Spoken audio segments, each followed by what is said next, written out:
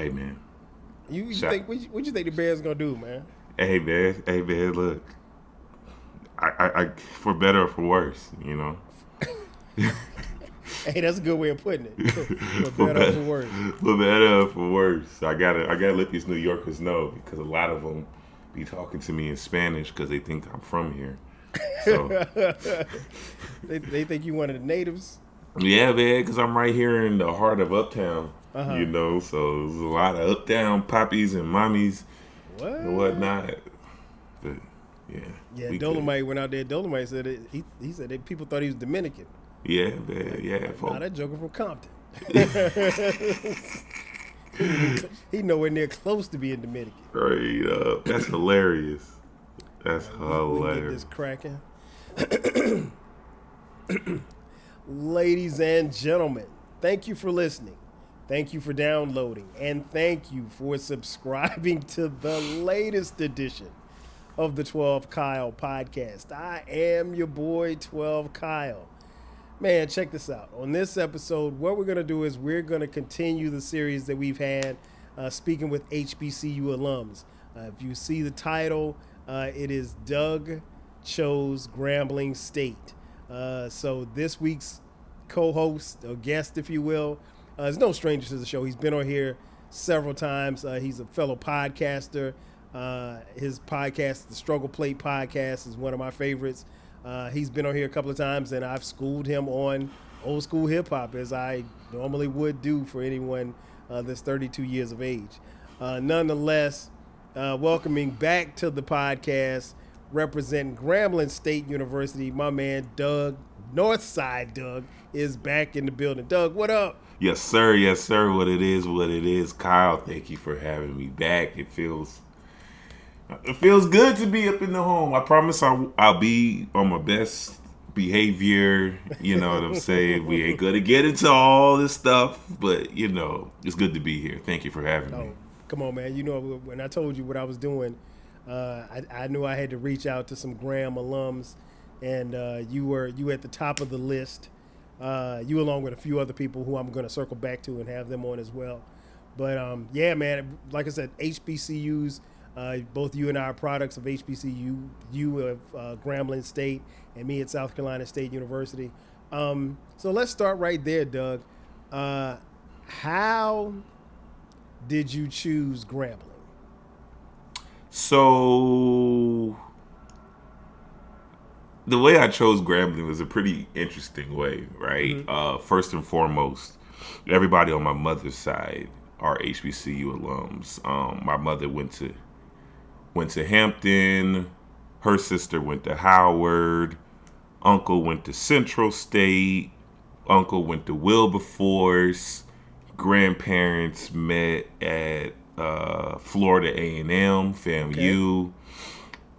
FAMU. That's where my side of the family, my mother's side, comes from. A bunch of Floridians, and then they migrated up north to Indiana. So mom's was always like, you're going to an HBCU, right? It wasn't a debate. I was like, but mom, like, you know, growing up in Chicago as a Chicago native, I'm like, but Michigan State, you know what I'm saying? Like Tom Izzo, right? Or Right. University of Illinois, Champaign. That I was there when Darren Williams was going on a tear up Mm-hmm. in there, and I was like, but like these are the schools. Mizzou, right? I'm a journalist Mm-hmm. on my 9 to 5, so I was like, Mizzou, the home of journalism, and like, yo, and she was like, nah, I don't really care what you gotta say. Like my mom's was always like, I could get you into Hampton, but you gotta show me that you want it. And I was Mm. like, you know what? I don't even want to be in your footstep, in your shadows or anything. So she would literally drag me to these HBCU college fairs. Okay. She was a teacher, right? She was a high school teacher, and so when her class would go, she would take me with seventh, eighth grade Mm. in Navy Pier in Chicago. Like, I probably went from like 11 all the way, hell, to my junior year. You know, the first time I went to one was in the heart of downtown Chicago, and I got admitted on the spot.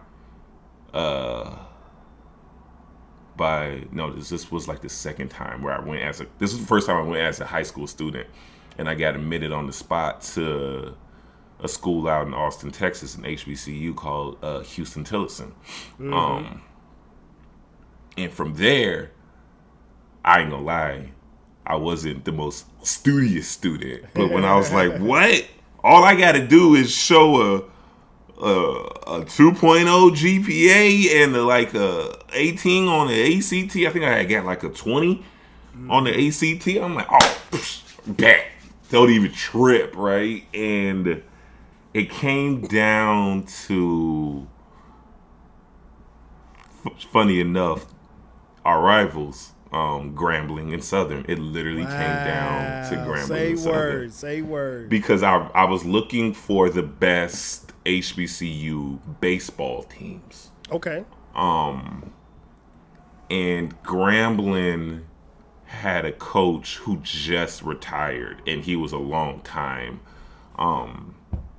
baseball coach, historic and all that. And the sports program was pretty rich. The baseball program, like a few presidents have even coached the baseball team, right? And Southern's baseball team, their coach is like a straight up legend. You know, Coach Cater, he's like 30 plus years. Right. You know, what's his name? Coco, he played for the Red Sox. I can't remember his name off the top of my head. But they had a few MLB players that went to Southern. So it came down to those two. Everybody knows the Bayou Classic. And of course. You know, the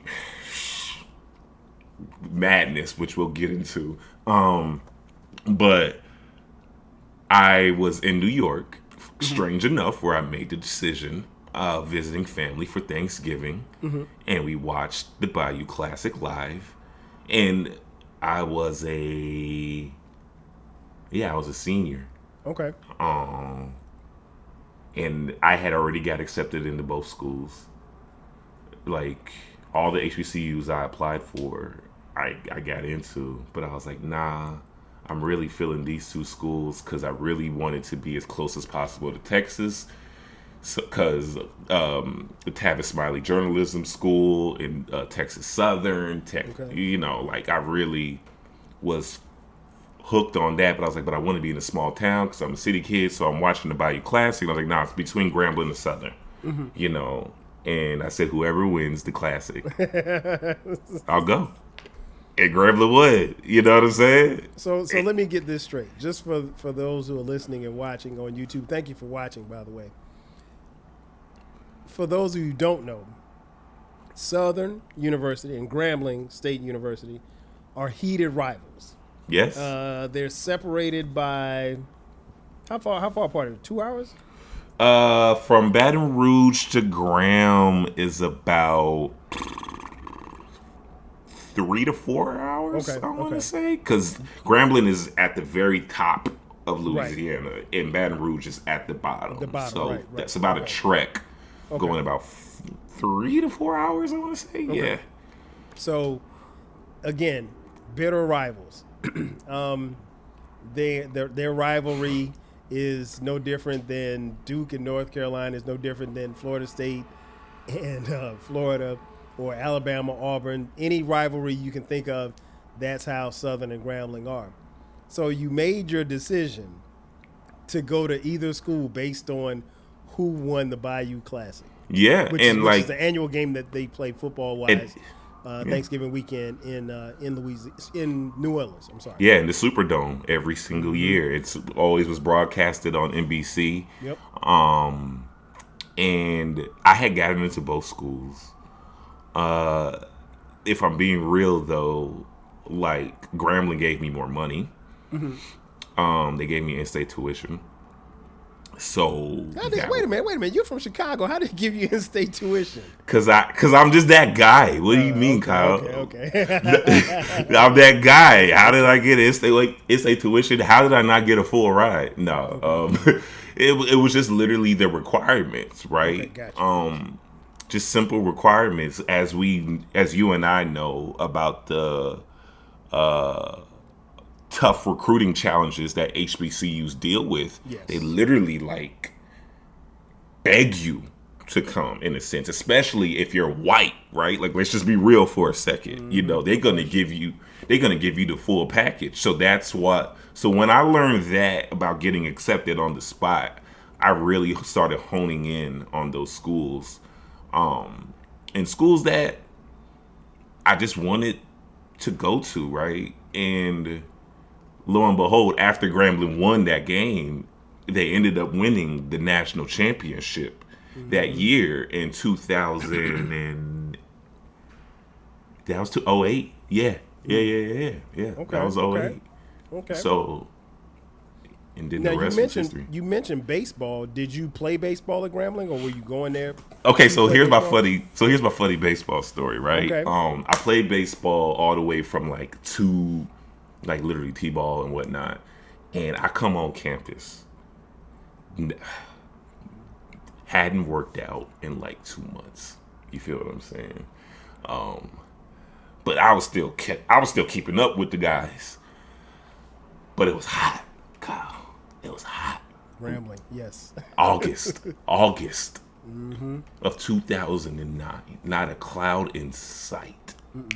All right, I need water. All right, I'm thirsty. I'm dizzy.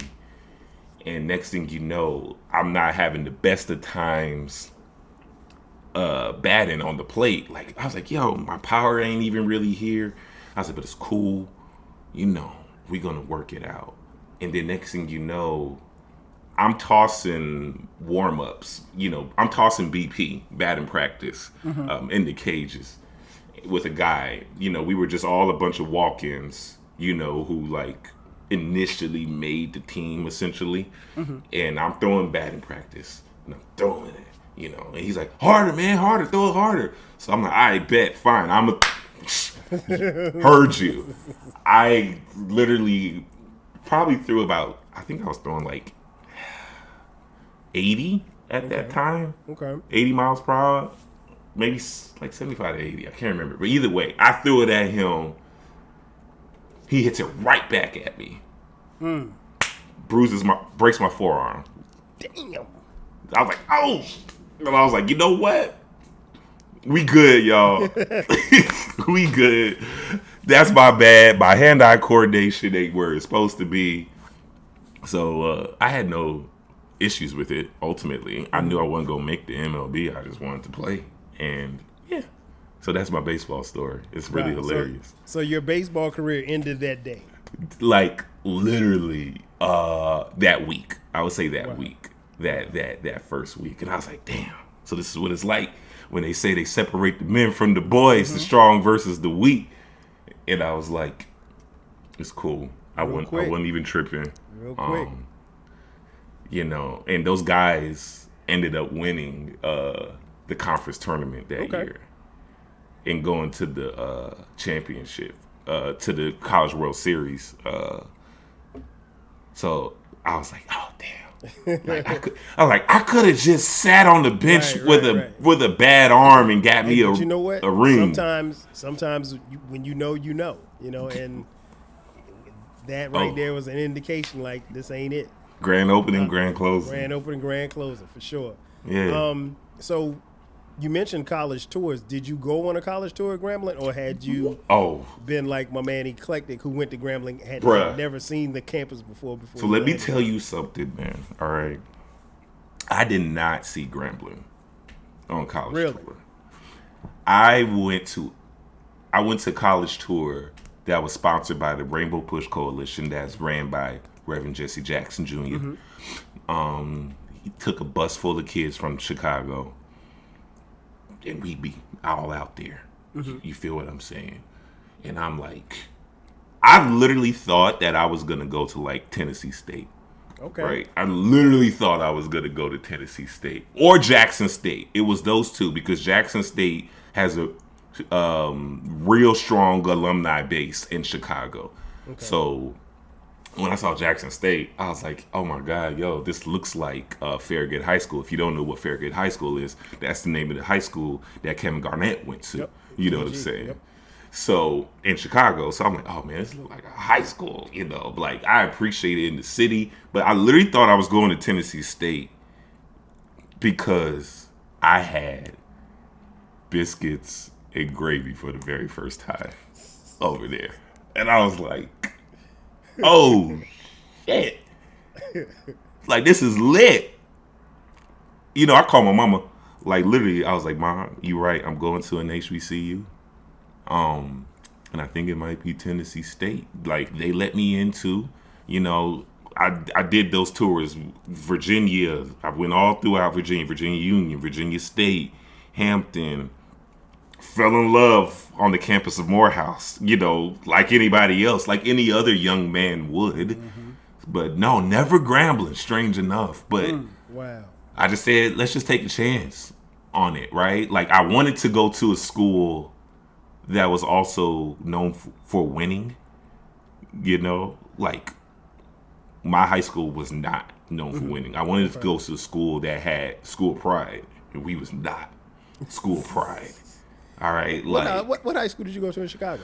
So I went to a school up north on the north side, right by Loyola University, called Sullivan High School. Small school. Borders Evanston, Illinois, where Northwestern is, but we're really closer to Loyola. So when Loyola made their Final Four run a few years back, like I was like, yo, this is my school, this is my neighborhood, you know, university and whatnot. Right. But we was just some, you know, I love that school personally. Mm-hmm. A lot of my favorite memories are from there. But the school pride was not where it was now. Gotcha. You know, back then, like no spectator games. You get what I'm saying? Right, right. Because the GDs and the vice lords, you know what I'm saying, are doing something. Right, but so when I went, so Grambling was very rich in school pride, and I used to watch the BET series that they had with Bruce Earl, back when Doug Williams went there the first time, and he had that real big quarterback dude. I know exactly what you're talking about. The guy's name. But I can't forget it. But so I was always aware and in the know of Eddie Robinson and whatnot, but never visited. Okay. So now you're coming from Chicago, and you're the only child, right?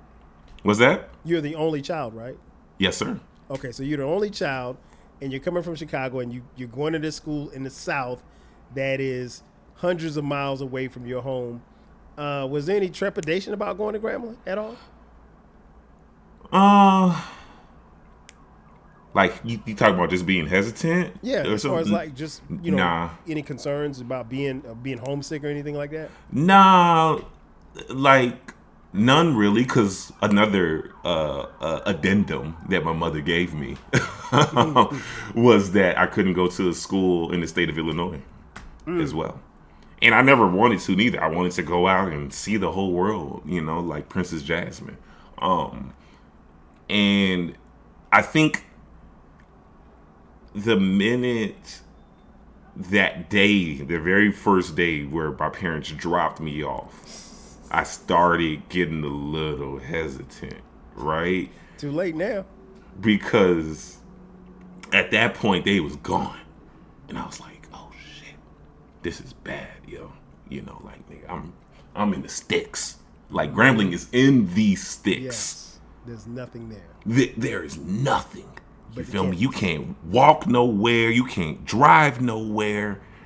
And, like, mind you, it was great when I first got there because I went there for like a little freshman summer orientation and whatnot. Mm-hmm. And I was feeling it. And I was like, all right, cool, we here.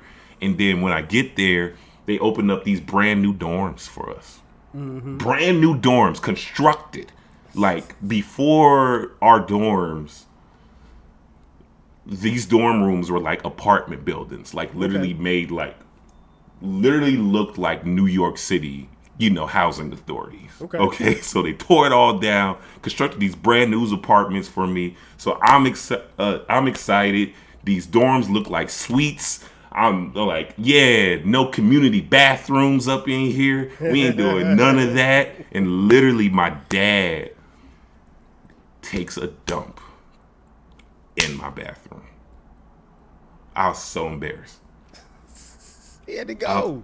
I was like, yo. He's like, no, I had to go. You know what I'm saying? He had to go. I mean, it works. It works. Yeah, exactly. And he got to drive back to Chicago. Yeah. Yeah. I mean, it had to happen. But that was the only time I had a little bit of hesitation when they left, because I was like, yo, I'm on my own. But then they was like, yo, let's go to this little pep rally, right? And mind you, my best friend from high school, we went to Grambling together as well. Okay, that was going to be my next question. Was there any homies, anybody that you knew it? Yeah, my very best friend. Okay, that's good. My best friend, so she was like, yo, let's go. Over here, I met some dudes, you know what I'm saying? They invited me to this joint. So we go to the pep rally in the men's gym, right? Because they had also just renamed the football stadium to Eddie Robinson Stadium, and they just created the Willis Reed's basketball stadium as well. Okay. Right? So, like, this is brand new. You feel what I'm saying? So, I don't know about any of these HBCU struggles that y'all are talking about. And so... You're new on the campus, so you wouldn't know. I wouldn't know none of it, right? I'm like, yo, this is great. I got light skin, dark skin, brown skin. It's cool, but I'm a little homesick. I'm surrounded by these New Orleans dudes that I don't know what they're saying. And we go to the pep rally, and the band starts playing. I'm like, all right, bet. Because the band is world famous, all right? Drumline, that's us. And I still wasn't feeling it till they get to our chant, to our song. The little GS. I think I've heard it before. You, I thought you knew, right? And so I was like, okay, cool. This is all right. Then they say, I thought you knew, bitch. And I was like, oh, shit, I'm home. I am home, ladies and gentlemen. Like, they cussing up in their theme songs. I was like, forget it. Homesickness, gone. Forget about it.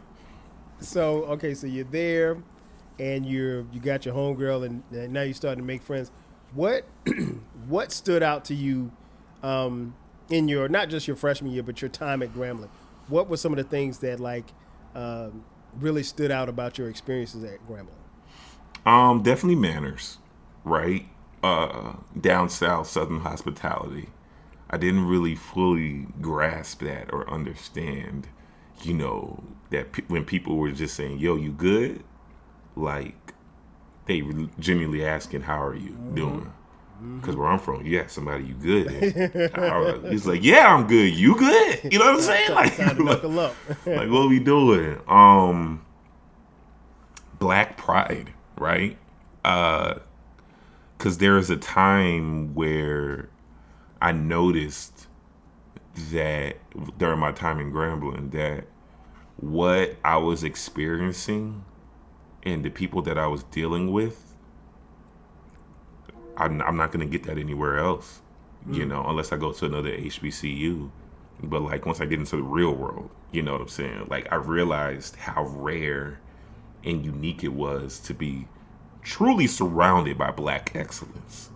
You know what I'm saying? In a world that promotes, white dominance, right? And that you have to link up with white people in order to get to where you need to go. Right. Like that was completely debunked for me during my time there. I've met so many CEOs, right? Black CEOs, male and female, right? I met Chris Brown's longtime manager. She's a Grambling alum. You feel what I'm saying? Yeah, just Black pride really stuck out for me. It resonates on those campuses, man. It resonates on all HBCU campuses. So you get to Grambling. What was your major at Grambling? I was a mass communication major. Okay. Why did you choose mass comm? I just wanted to be in media, right? when I first got there, I thought that I was gonna be like some super serious, cool newspaper journalist who was just out on the beat writing a story. And then literally my public speaking teacher was like, yo, you should do like radio. And I was like, yeah, that's cool, but like I ain't trying to do all that. And then he's like, nah, you should do that. And so it was just a wrap. I always knew I wanted to do some form of production. I always did. I just couldn't put my finger on what kind of journalist that I would be. But I always wanted to be one. And how was the mass comm program at Grambling? Was it pretty good? Yeah. So like, the radio station is pretty historic in its own right. They play a lot of. I'm sure they still play smooth jazz Come on, and now, easy HBCUs. listening. Of course. You know what I'm saying? The TV center was really where I got my bones in. Okay.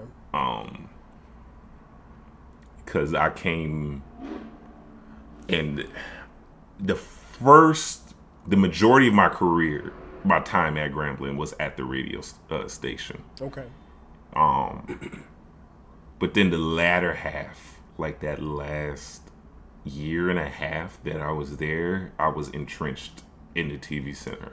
Okay. At the TV station, where I was doing literally any and every single thing. I had a TV editing class, hosted by my professor, and he was a white man, like straight up Duck Dynasty. You feel what I'm saying? Like just real country, swamp, kind of white guy. But he was super cool. Shout out to Mr. B. And he ran the TV station, but he was he was still teaching some classes, and he always gave extra credit to people who volunteered and worked at worked at productions for like games on campus. Okay. He was like, hey, I need some extra hands to work the baseball game here on campus. It's on a Saturday. Sign your name up on this piece of paper. You get extra credit. Okay. And I was like, bet, fine. Let me get some extra credit. You know what I'm saying? And then I never worked a camera a day in my life. And I ended up like shooting the game, on the camera. Like, and Grambling was playing Georgetown's baseball team. And so I'm literally standing on top of the dugout with the camera just over here trying to track this little ass white ball and whatnot. And from there, he was like, yo, you actually have a natural talent for this. Do you want to come to Omaha, Nebraska with me to shoot some equestrian? And I was like, Omaha? And then he was like, Wait a minute. You were going to shoot equestrian for Grambling or another school? For another thing. This was freelance. Okay. This was freelance because he was also a freelancer. I was about to say Grambling don't have no equestrian. No, they don't. He said you want to go to Nebraska to shoot like some world championship equestrian type stuff. And I was like, I don't know, man. You know what I'm saying? Like this free? Like, is this for free? Like, who paying for all this? Right. You'll fly with me. We'll ride out together. I got a whole team of students, and you'll get at least $350. And I was like, all right, cool. We good then. We good. You know what I'm saying? Right. And the rest is history. He linked me up with my very first professor, my very first executive producer, my very first boss in the TV industry in Shreveport. She emailed him asking for some students that just wanted to learn. And the rest was history. But I stuck with Mr. B all the way through. Like, we shot Miss America pageants, Miss Louisiana pageants, Louisiana Tech football games, Grambling football games, basketball, like everything in northern Louisiana, sports wise, I did it, and that's literally because of that department and that connection that I had. And I even interned at the local ESPN radio station as well. Okay. Through a professor, through a mass comm professor. On top of that, so it was a pretty solid program. Like, it wasn't as, prestigious, but if students wanted to work, there was more than enough. All the professors had some sort of connection to somebody in the industry. And the students that are now like on top are doing it. Like, one guy who goes by the name of Charles Blow, he is a commentator he used to be a commentator for CNN. Now he does some stuff for MSNBC, but New York Times literally created a job for him fresh out of school. As soon as he graduated from Grambling. Soledad O'Brien, whenever she would come, she would just grab a bunch of students and recruit them. Same thing with Tom Joyner. Like, Tom Joyner is my personal hero. Okay. Like, he's my hero. Like, I chase that man down when he comes on campus. You know what I'm saying? So, like, it's more about the connection that department really gave that I really, really loved and appreciated. So you go from being a city kid in Chicago in high school, you go to Grambling, and you get into TV. And now you're in New York City, still in TV, working in TV. Yeah. How much did Grambling prepare you for what you're doing now? Oh, everything. Are you kidding me? Like, I'm an executive producer in New York City. Nice. Right? Black. Male. There's a literal, like, need for that. And it was just work ethic. Right? So a little background about me. During my time in Grambling, I sat out about a semester, I want to say. Because my brain and my mind was not where it was at in school. I was having all the fun in the world. You feel what I'm saying? Like, all the fun. Many a nights on Canal Street. Many a nights on Bourbon Street. Okay? And then on top of that, on a serious tip, my folks were getting divorced. So that really took a mental toll for me. So I tried to numb the pain, by just being a rebellious student, right? Like, I wasn't really doing class, but I, like, passed all my finals. Mm-hmm. But the teacher was like, yo, you need to show up. Like, attendance matters.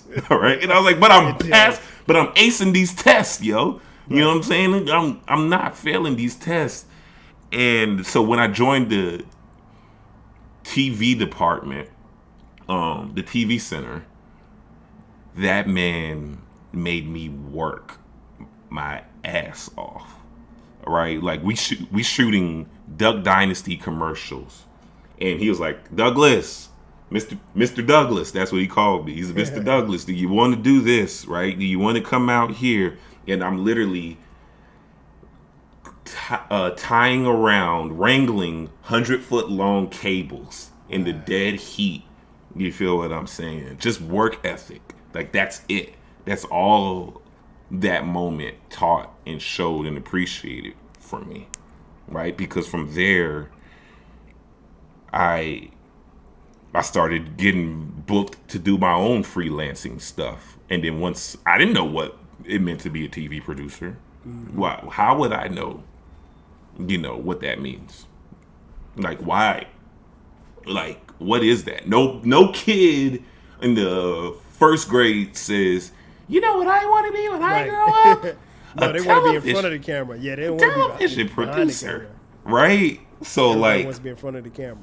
Yeah, but like, all of that has helped me, and then learning the whole going back, and bringing people with you. You know what I'm saying? Going back to your alma mater. You feel what I'm saying? Like, when I got my first job in Shreveport, Louisiana, that was just a straight up, like, blessing. Mm-hmm. That doesn't happen. I still know people that I graduated with today that are still trying to break into the industry. you know, and for him to just literally give this woman my name, he's like, you're going to have to get to Shreveport, which is like 90 minutes away from Grambling. He's like, I don't know how you can do it. I'm like, I'll find a way to get through it, because at that point, I was a graduating senior. Mm-hmm. I was sleeping on my friend's couch after I got back in school. Mm-hmm. I was going to school for about. I didn't go home. Okay, good. I stayed in Louisiana for a year straight because I really wanted to make up those credits and classes, you know, and I just worked my ass off, and then it brought me to here in Harlem, USA, of all fucking places, you know, and I never could have imagined that, and now I'm reaching out to that same professor, asking if he knows any young, hungry students who are looking for an opportunity as well. So I'm trying to pay it forward. That's the main thing that I've learned during my entire time in Grambling. Like, I always say I didn't really get to where I'm at because of what I know, but definitely because of who I know, for sure. And that started at Grambling. Yes, sir. Yes, sir. So, it wouldn't have happened at any other Big Ten schools or SEC schools. So when given the fact that, like I said, you're a Chicago City kid, you go to Grambling, and then now you're in TV as a young black executive producer, do you get any feedback or any type of questions when people ask where you went to school and you tell them? Yeah, like the older white guys know, right? Because anybody who knows that our most famous alum from Grambling is Doug Williams, the first black quarterback to win the Super Bowl. Right. So the older guys from the 80s, and stuff, they know. They know, the 80s and the 90s, guys, they know. They're like, oh, Doug Williams. Oh, Eddie G. Robinson, who at the time, before Joe Paterno took it, he was the most winningest college football coach of all time. He had the most wins. Yep. Point blank. More than these than their heroes like Bear Bryant. More than that. So like that right there, was all from Graham. I 100% know that everything that I am now is because of that school. And when people do know, it's usually like the older guys, right? And they're like, oh, so you go to New Orleans all the time. I'm like, yes, but not really, right? Because Dallas is actually closer to Grambling. Dallas is about 2 hours straight on I-20 to Grambling, while New Orleans is 6 hours. Like a good 6-hour ride that we would make. The top and the bottom of the state. You're right. Yes, like literally the bottom and literally the top. Like you go 5 minutes north, 15 minutes north in Grambling, you're in Arkansas. Yep. That's it. Crazy. Yeah. So the next question I have for you, in your time at Grambling, obviously you accomplished a lot and you're a proud alum, but what would you say to I'm getting tongue-tied. What would you say to a prospective student who's looking to come to Grambling? Why should a kid that's in high school right now, why should they choose Grambling? It's not too big and it's not too small. It's the right size where you will still know everybody and you can still build a relationship. And that's what's very key that I'm learning, right? As I've climbed my way up the corporate ladder and I'm meeting these young 23-year-olds, these young kids who are probably like at the top percentile of their Power 5 schools, of their Texas A&Ms, right? Of their UCLAs, USCs, Tennessee, NYU, Columbia. you know, and those people had to fight for their professors' attentions because those professors don't just have like 20 to 40 students. They have hundreds of students.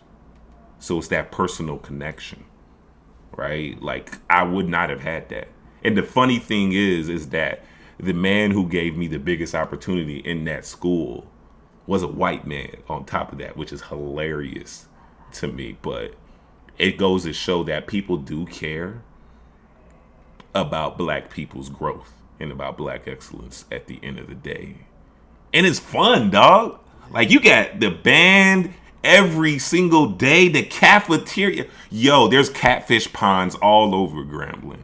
And these people will go fish, grab that catfish, fry it up. Boy, best catfish I ever tasted in my life. Yeah, Yo.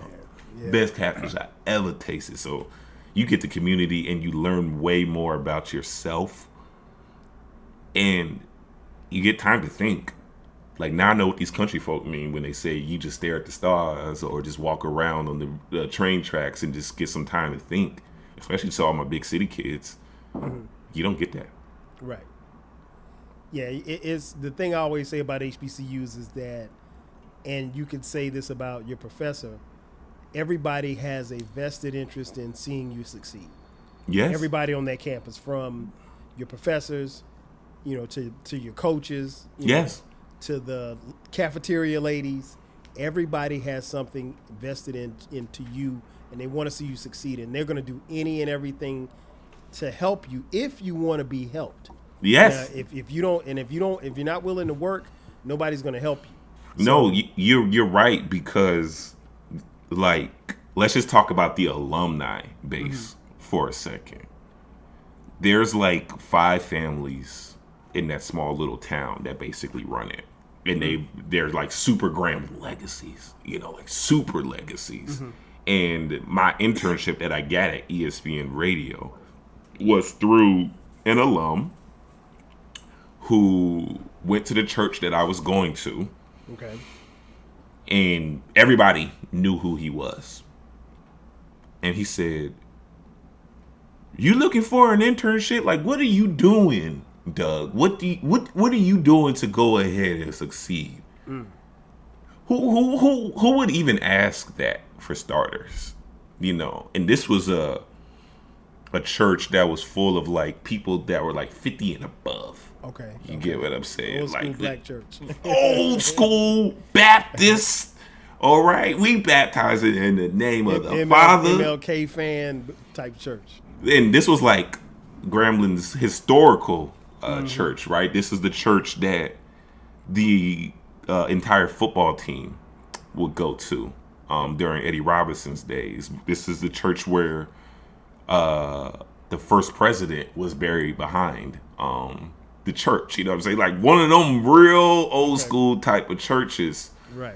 Historically, in a sense. And everybody went to Graham over there. There were alums that were vested, that had a vested interest in your future, in your career, that whole community outside of campus. And it wasn't a whole lot of community outside of campus. So everybody that was there was there. Yeah.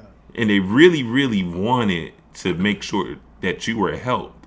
And if you didn't take, their help, then they would just move on. They just move on, right? Because they're not going to waste time with somebody who doesn't want to be helped. Facts. And who doesn't want to do that work. And so that work ethic that was instilled in me, crawling my way from Shreveport to Las Vegas, right? The guy that is in charge of the tourism board in Las Vegas, where Vegas gets the majority of their money. That's where I lived. I lived in Las Vegas after Shreveport. That man is a Grambling alum. Las Vegas is a top 5 chapter for Grambling State University. Wow. Right? Like the DJ, there's this guy that organizes every single black HBCU functions that make sure that these HBCUs come to Vegas to play UNLV basketball or football, he went to Grambling, right? And his very best friends were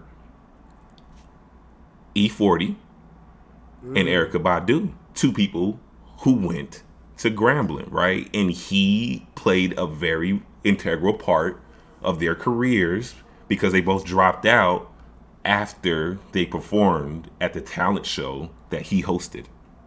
You get what I'm saying? Like after that, and they won it. They won the talent show.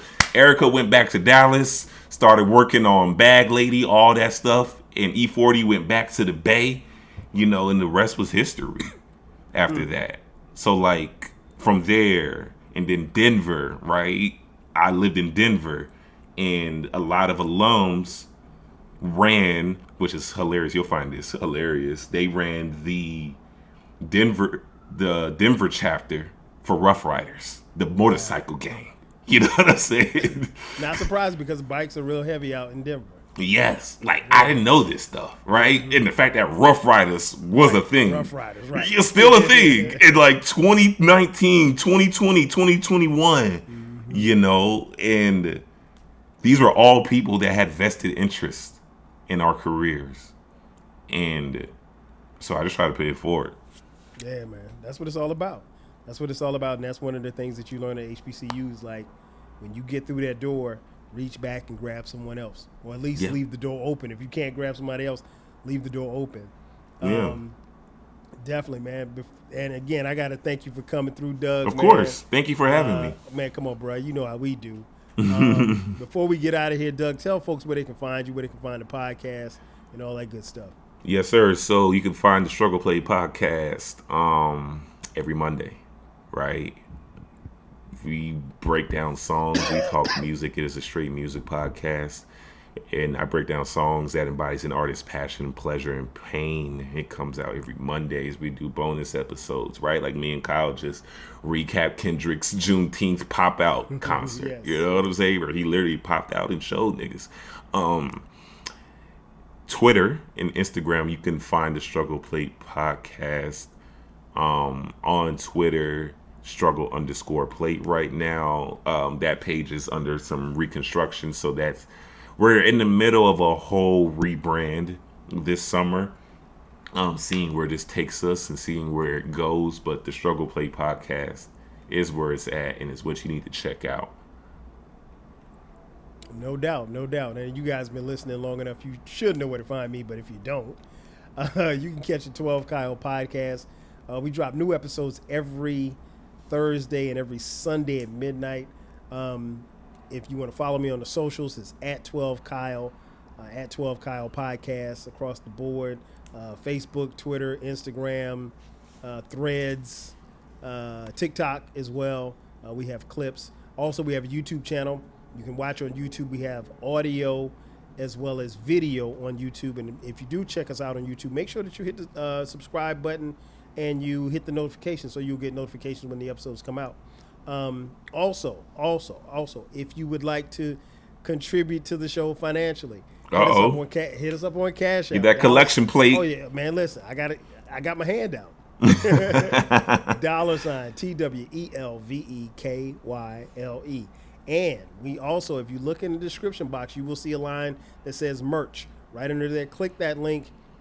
Come check out the 12 Kyle podcast. We have merch as far as hoodies, T-shirts, coffee mugs, you name it, we got it. So we got a little bit of everything for everybody. Again, I got to thank my man Doug for coming through. Once again, sir. I am your boy 12 Kyle. We'll catch you guys next time. 5,000.